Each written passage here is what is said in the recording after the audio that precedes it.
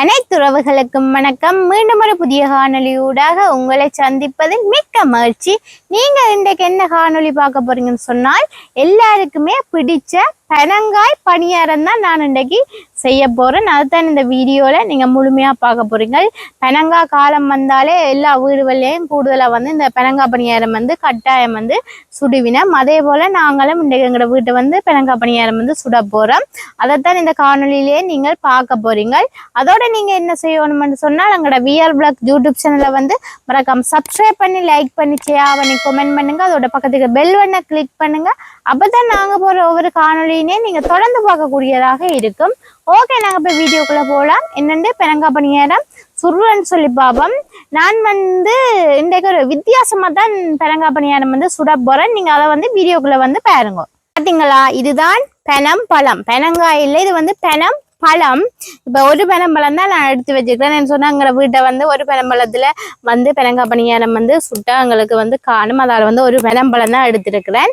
இப்ப பாத்தீங்க சொன்னா, இந்த பனம்பழத்துல இருந்து நாங்கள் களியை கறந்தெடுக்கணும். அதுக்கு முதல் பனம்பழத்தை உடைக்கணும். நாங்க களியெல்லாம் கறந்தெடுத்துட்டு மிச்சம் என்னென்ன பொருட்கள் எல்லாம் சேர்க்கிறோம்னு சொல்லி பார்ப்போம். சரியா, இதை உடைக்கணும். இந்த மேல் மூடிய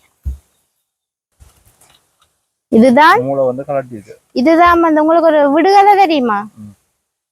தொப்பண்டு விழுந்தான் தொப்பிகளண்டான். தொப்பண்டு விழுந்தா இந்த மூல் பனம்பழத்துல கூடுதலா கலண்டு விழுந்துடும். அது பாத்தீங்களா எப்படி இருக்குண்டு. அதால அந்த பனம்பழம்னு சொல்றப்ப அங்க என்ன களியண்டு நல்ல சிவத்த களின்னு சொன்னா சூப்பரா இருக்கு. நல்லா என்ன சொல்ற, இது இனிப்பாவும் இருக்கும் கொஞ்சம். இந்த பனம்பழம் பாத்தீங்களா எப்படி இருக்குண்டு. இதை நீ நாங்கள் அப்படியே பிரிச்செடுக்கணும். பாத்தீங்களா, மேசையில இருக்க தாட்டி போட்டு பிரிச்சுக்கலாம். அது பரவாயில்ல, நல்லா பழுத்துட்டு. பாத்தீங்களா, நல்லா பழுத்துட்டு அப்படி இருக்கு பனம்பழம். சூப்பர். இந்த காலமா தான் இந்த பனம்பழம் மரத்தலை விழுந்தா எடுத்து வச்சவரேன 2-3 தரம் எடுத்து வச்சுட்டார். பனம்பழம் பனங்காய் பணியாரம் சுட்டு தர சொல்லி நாங்கெல்லாம் சுடல. பனங்காய் பலகாரம் சுட்டு தர சொன்னவர் இல்லைன்னா பனங்காய் புட்டாக ஒன்றும் செய்யல. கடைசியா மாட்டுக்கு தான் போட்டது. இன்னைக்கு கட்டாயம் சுட சொல்லியே இப்படியே காய கொண்டு வச்சுட்டு அப்போ சொல்லிதான் வச்சவர். இங்க பாத்தீங்க களிய நல்ல களி. அப்போ சொல்லிதான் வச்சவர். நானும் கொண்டு வைக்கிறேன், நீங்களும் ஒண்ணு செய்யறதா காணையில இன்றைக்காச்சு பாப்போம் என்றார். சரி, மாமாட ஆசைக்காக என்ன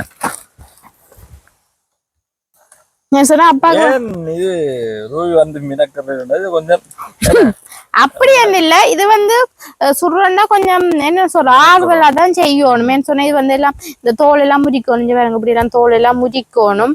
இப்போ கொஞ்சம் லேட்டா இருந்தானே ஆறுதலா தான் இது செய்யணும். அவசரத்துக்கு செய்யல. அது என்ன நல்ல பழம் நல்ல கனிஞ்சிச்சு.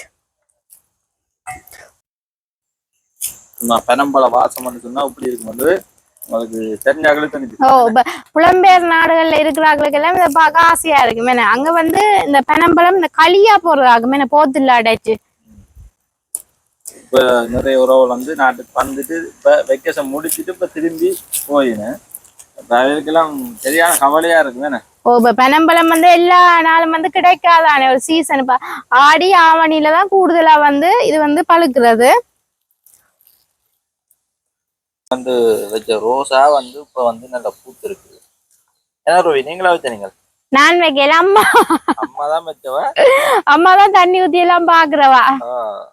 மாமிதான் தண்ணி எல்லாம் ஊத்தி பாக்குறவ. அந்த பூ யாருக்கு எல்லாம் தெரியுமே. அந்த சீனியாஸ் காட்டுங்க பாப்போம். பாருங்க, காட்டுறோம். நல்ல பூ இருக்கேன். இது அடுக்கு சீனியாசி என்ன?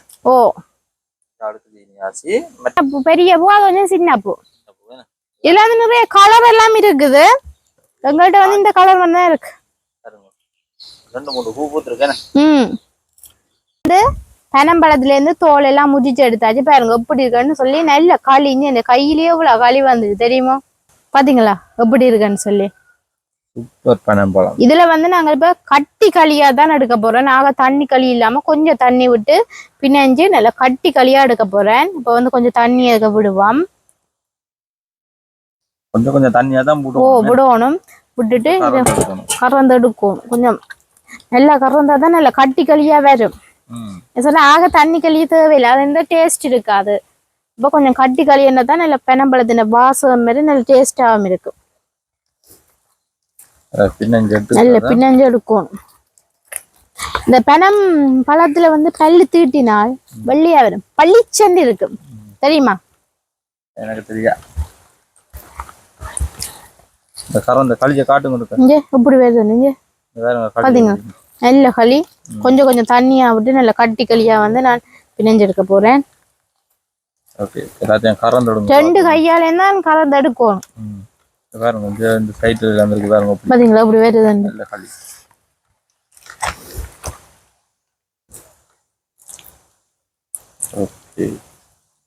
இனியெல்லாம் கறந்து எடுத்துட்டு பாப்போம். சரி அஞ்சு பாத்தீங்களா அப்படி வருது. வந்து பெனங்களி எல்லாம் கறந்து எடுத்தாச்சு. பாருங்க இப்படி இருக்குன்னு நல்ல தடிப்பா தான் கறந்து எடுத்து இருக்கிறேன். நீங்க பாருங்க பாருங்க இப்படி தடிப்பா இருக்குன்னு பாத்தீங்களா? என்ன சொன்னா இப்படி தடிப்பா இருந்தா தான் களி இந்த வாசம் வந்து இந்த பெனங்காய் பணியாரத்துல வரும். பாத்தீங்களா நல்லா இருக்குல்ல? நல்ல களி. இது இனி வடிச்செடுக்கணும். சொன்னா இதுக்கு இந்த தும்போல் எல்லாமே இருக்குது, அதால வடிச்செடுக்கணும். கொஞ்சம் கொஞ்சமா வடிச்செடுப்போம். சரிங்களா? என் சொன்னா இப்படி என்னதான் அந்த தும்பெல்லாம் விழாது, சின்ன கண்ணால வடிச்செடுக்கணும். அதாலதான் பாத்தீங்களா என் சொன்னா அந்த தும்பு ஒண்ணுமே இருக்க கூடாது, அதுக்காண்டி நல்ல வடிவா வடிச்செடுக்கணும். எவ்வளவு தும்பு இருக்கு பாத்தீங்களா? தும்பு இவ்வளவு தும்பு தான்.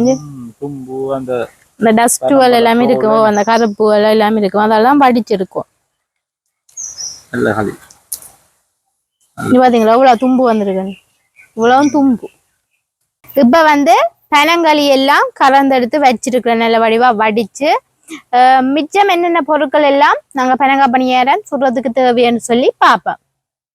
நல்ல வடிவா பெனம்பழத்துல இருந்து களியெல்லாம் கலந்து வடிச்சு வச்சிருக்கிறேன். இனி இதை வந்து காய்ச்சி எடுக்கணும்.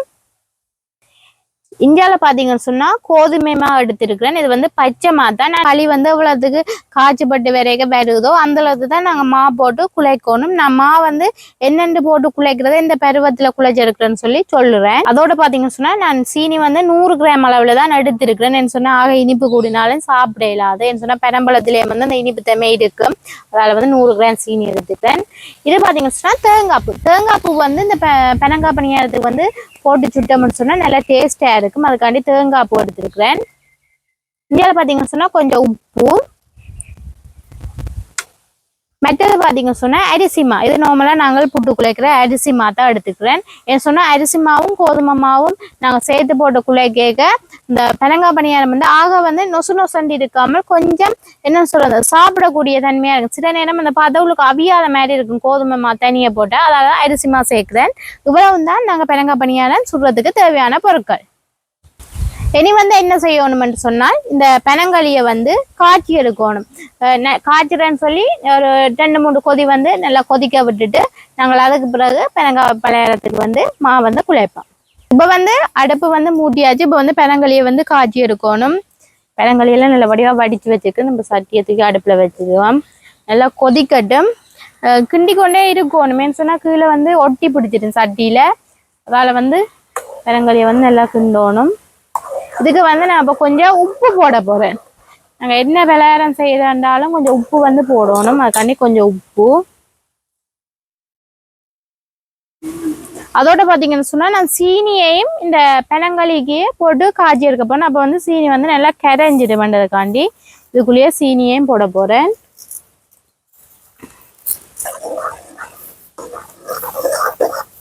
நல்ல வடிவா சீனி வந்து கரைஞ்சிடுமேன்னு சொன்னா அந்த பெனம்பழ களி வந்து காய்ச்சி படைக்கே சீனி வந்து நல்லா கரைஞ்சிடும், அதுக்காண்டி முதலையை வந்து போடணும். பெனங்களி வந்து காய்ச்சி போட அந்த சூட்டுல நல்ல வாசம் வரும். நல்ல தடிப்பான களியும் தானே பாத்தீங்களா இப்படி தடிப்பா இருக்குன்னு சொல்லி.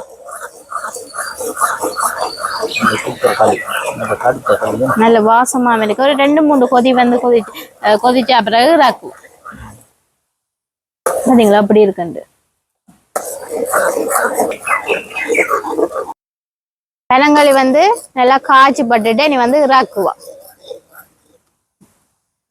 பாத்தீங்களா எப்படி இருக்குன்னு சொல்லி. நல்லா கொதிச்சு நல்லா காய்ச்சி பட்டுட்டு வாசம் வரும். இனி இறாக்குவா.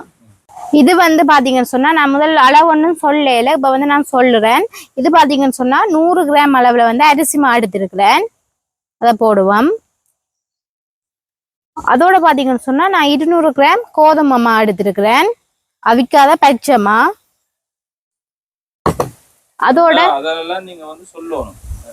நிறைய உறவுகள் வந்து கேக்கினம். அது சரி, இது வந்து நான் பார்த்தேன் பனங்களுக்கு ஏற்பதான் நான் குழைக்க போறேன். இப்ப வந்து சொல்லிக்கிறேன், 200 கிராம் கோதுமை மாவும் 100 கிராம் அரிசி மாவும் வந்து போட்டிருக்கிறேன். அதோட பாத்தீங்கன்னு சொன்னா கொஞ்சம் தேங்காய்ப்பு, நாளைக்கு இந்த தேங்காய்ப்பு போட்டு சுட்டு பாருங்க எப்படி டேஸ்டா இருக்குன்னு சொல்லி இப்போ எடுத்து வச்சு தேங்காய்ப்பையும் போடுவோம். இப்ப இதை நல்ல வடிவா கலந்து விடணும். உப்பு நான் வந்து போடையில என்ன சொன்னா நான் ஏற்கனவே பனங்களுக்கு உப்பு போட்டிருக்கேன், அதில் வந்து உப்பு போடையில நல்ல வடிவா கலந்து எடுத்துட்டு இப்போ வந்து பனங்களியை கொஞ்சம் கொஞ்சமா விட்டு குழைக்கணும். சொன்னா முழுக்க விடக்கூடாது, இப்போ எனக்கு கூடினா என்ன பிரச்சனை, அதால கொஞ்சம் கொஞ்சம் விட்டுட்டு குழைப்பேன். கரண்டியாலேன்னு சொன்னா சுடும், அதால தான் நான் கரண்டியாலேயே குழைக்குவேன். இப்போ வந்து காணாது பனங்களி பாத்தீங்களா, இப்போ வந்து காணாது, அதில் வந்து இன்னும் கொஞ்சம் விடணும். பனங்காய் பணியாரத்துக்கு வந்து மாக்கலவையெல்லாம் தயார் செய்யுங்க இப்படி இருக்குன்னு சொல்லி நான் வந்து காய்ச்சின காலையில இந்த இவ்வளவு தான் மிச்சம். எனக்கு வந்து கணக்கா 200 கிராம் கோதுமை மாவுக்கும் 100 கிராம் அரிசி மாவுக்கும் வந்து நல்ல கணக்காவே வந்துட்டுது, கொஞ்சம் பானை தான் மிஞ்சி இருக்குது. இப்போ வந்து நாங்கள் இனி பலகாரத்தை சுட்டெடுப்போம். இப்போ வந்து நெருப்பு மூடியாச்சு, எண்ணெய் சட்டியை வந்து அடுப்பில் வச்சுட்டு எண்ணெயை விட்டு கொதிக்க வைப்போம்.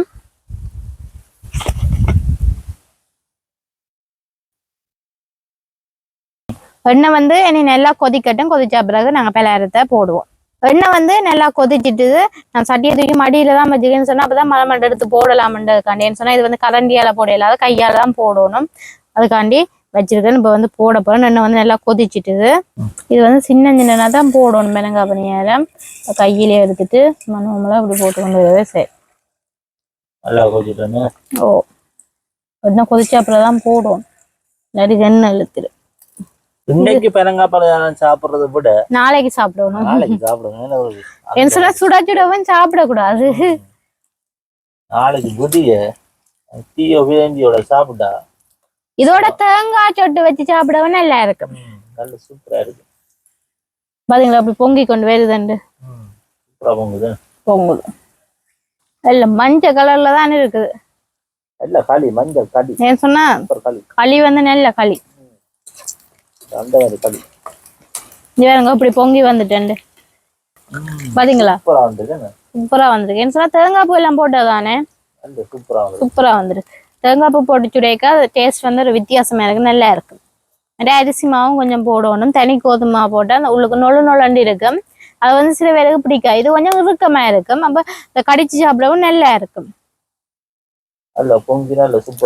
சூப்பரா வந்திருக்கு. அதோட நல்ல கலரா வந்திருக்கு. சொன்னா பனங்களி வந்து நல்ல களி. எடுத்து காட்டுங்க இருக்கா அப்படி கலரா இருக்கு, சூப்பர். அந்த மாதிரி என்ன கொஞ்சம் பொரியணும், பொரியட்டும். அந்த மாதிரி கலரா இருக்கு, பார்க்கவே ஆசையா இருக்குது. நாளைக்கு நான் நாளை விடியத்தான் சாப்பிட போகணும். சுட சுட சாப்பிடக்கூடாதான், உண்மையாவே சுட சுட பனங்காய் பணியாரம் சாப்பிடக்கூடாது.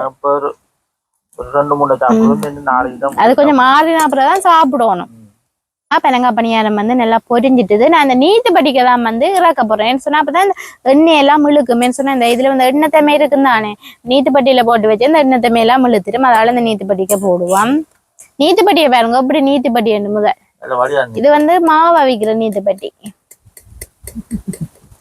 சரிங்களா, அப்படியே இதுக்கு போட்டு விட்டா இந்த எண்ணெய் எல்லாம் எடுத்துடும். இந்த ஓலைப்பட்டி என்ன ஓ ஓ நான் என்ன சொந்தக்காரன் யோசிக்கிறேன் உண்மையாவே, இப்பதான் எனக்கு விளங்கிடுச்சு. மற்றதை போடுவோம் சொன்னா எண்ணெய் வந்து நல்லா கொதிச்சுட்டு தானே மலமண்டு போடுவோம். நீ எல்லா பணியாரத்தையும் வந்து சுட்டு எடுத்துட்டு பாப்பா சொன்னா மலமண்டு போடுவோம் தானே. நான் எல்லாரும் சொந்தக்காரன் சொன்னது என்ன பாப்போம். இந்த பனை ஓலை, பனை மரத்துல இருந்து வந்து ஓலையில செய்த நீத்து பட்டி, இது வந்து பனம்பழம். அதைத்தான் நீங்க சொல்ல வந்தீங்க, ஆனா முதல்ல எனக்கு விளங்கல உண்மையாவே.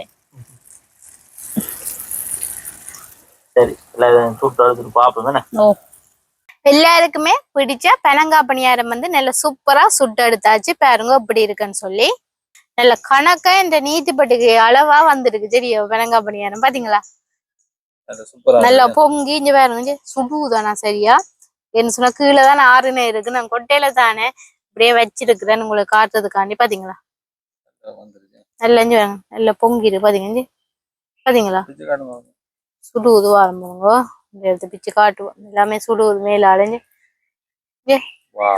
ஆக வந்து அந்த நொசுக்கு நொசுக்கண்டி இருக்காது என்ன சொல்லுங்க பாப்பா கொஞ்சம் அரிசிமா சேர்த்துனாங்கள் தானே அப்ப ஆக வந்து அந்த தண்ணி பிடிப்பு மாதிரி இருக்காது நல்ல இதா இருக்குது இப்ப வந்து சாப்பிட இல்லாதுன்னு சொன்னா சரியா சுடுவது சுட சாப்பிடக்கூடாது ஓ சுட வந்து சாப்பிடக்கூடாது கொஞ்சம் ஆற வச்சுதான் சாப்பிடணும் ஆறின பிறகு நான் சாப்பிட்டு காட்டுறேன் என்ன கொஞ்ச நேரத்தால வந்து சாப்பிட்டு காட்டுறேன் இப்ப வந்து நான் ஒன்று பிச்சு வச்சுனான் தானே அது வந்து ஆறிட்டுது நான் இப்ப சாப்பிட போறேன் நல்லா இருக்கு சாஃப்டா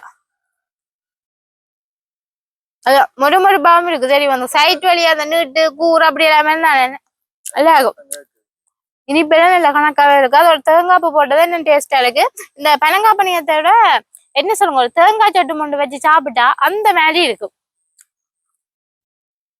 அதாகும் இனிப்பெல்லாம் நல்ல கணக்காவே இருக்கு இப்ப வந்து நான் பனங்காய் பணியாரம் வந்து சாப்பிட்டு பார்த்து நல்ல டேஸ்டா இருக்கு அதோட நல்ல மொறுமொறுப்பாகவும் இருக்கு நீங்களுமே இதே போல பனம்பழம் கிடைச்சாலோ இல்ல இந்த போத்துல அடைச்சி வந்து களி ஏற்றுமதியா மிஞ்சி இருந்து புலம்பெயர் நாடுகளுக்கு எல்லாம் அந்த களியிலயோ நீங்க இப்படி நான் சொன்ன மாதிரி நீங்க செய்து பாருங்க நல்ல டேஸ்டா இருக்கும் நாங்கள் வந்து இதோட இந்த காணொலியை வந்து முடிச்சு கொள்றோம் மீண்டும் ஒரு புதிய காணொலி ஊடாக மீண்டும் உங்களை சந்திக்கணும் உறவுகளே பாய்